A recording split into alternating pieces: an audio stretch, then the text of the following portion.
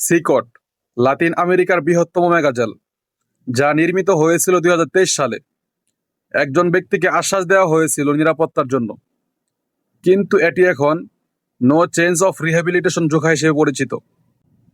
40,000 আসনের জন্য পরিকল্পিত, তবে জুন 2024 অনুযায়ী এখানে ছিল প্রায় 14,500 বন্দী, যা এখন প্রশাসনিকভাবে 15 থেকে 20,000 বলেও ধারণা করা হয়। এখানে প্রতিদিন প্রতিটি ছেলে থাকে 70 থেকে 80 জন বন্দী, এবং প্রতিজন মাত্র 0.5 বর্গমিটার জায়গায়। রাতের অর্ধেক সময় 80 জন বন্দী একসাথে একই সেলে। পরিবার সংযোগ, আইনজীবীর সাক্ষাৎ, এমনকি উন্নত চিকিৎসা সবই নিষিদ্ধ। মার্কিন যুক্তরাষ্ট্রে কাজ চলাকালীন প্রায় 300 ভেনেজুয়েলানকে পাঠানো হয় এই জেলে, বিচার এবং প্রক্রিয়াকরণের মাধ্যম ছাড়াই, যাদের বিরুদ্ধে এখন মানবাধিকার লঙ্ঘনের অভিযোগ উঠেছে।